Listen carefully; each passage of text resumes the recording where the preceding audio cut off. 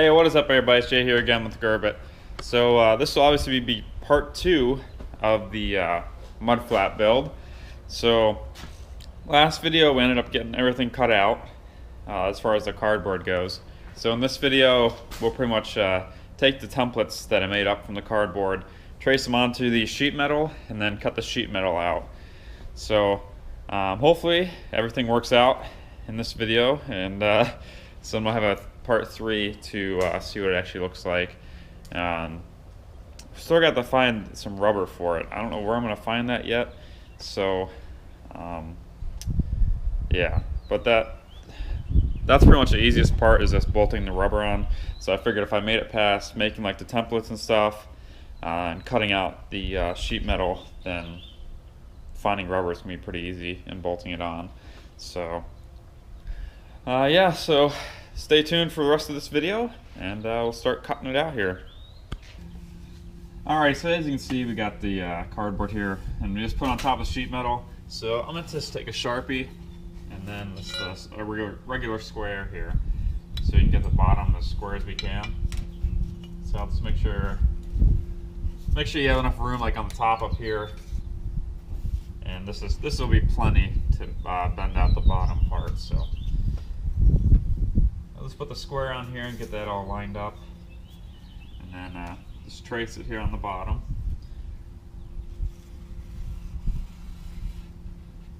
And then all you do is just take the square, flip it around so you can get the other side here and finish it off.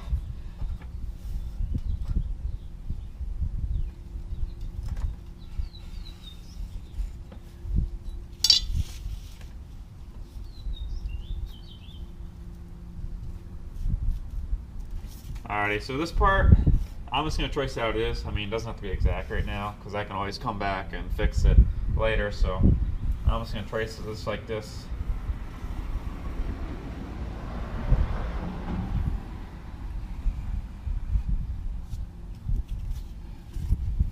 So that's pretty much going to be the actual part that secures to the truck.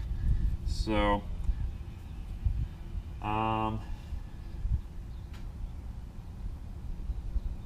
so yeah, I'll get this cut out. Don't touch this. You want to leave this connected to it. So when you're cutting, cut right here, and then you'll cut across this line right here, because your mud flap's going to be sitting where this portion's at.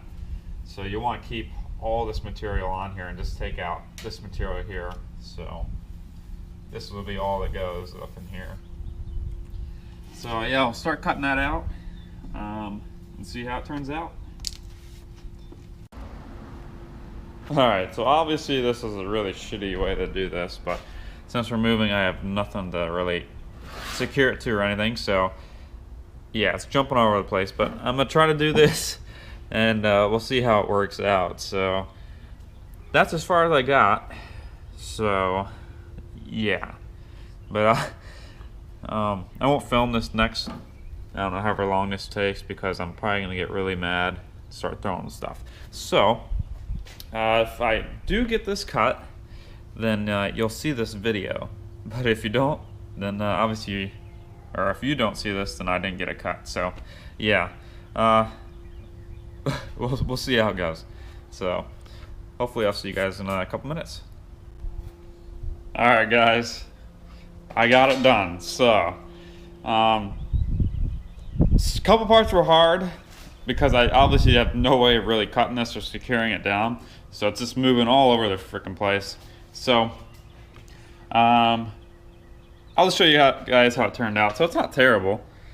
I mean, it's got this design I want. Obviously there's some really sharp spots here that I can take like a file or something and just work those down. So I mean, it's not terrible. So pretty much at this point now, I'd find out where I'm going to bend this here at, and then that's pretty much what I'm going to do next. So that's where you're going to need a vise. I think probably what I'm first going to do is find out where the holes are going to go. So I'm probably going to drill the holes first before I bend it. I think that would work out best. Obviously this is my first time. I've never done something like this, so next one will probably get a little better anyway.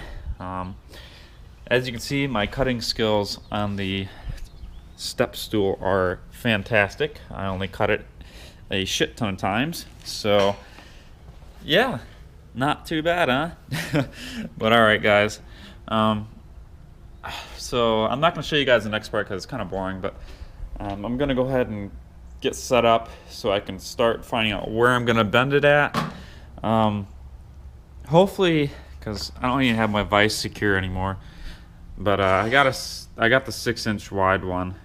I may have to go buy a couple boards or something so I can make it a little longer so it takes the whole surface area of the mud flap, but we shall see when the time comes for that. So yeah, we'll go ahead and find out where we need to bend this, and then we'll try to bend it first without the boards. But obviously, since this sheet metal is pretty thin, we're probably gonna need some type of board to make it longer, but we shall see. So once I get this all marked up here and stuff, I will get you guys set back up so you can watch me attempt to bend it, and we'll go from there.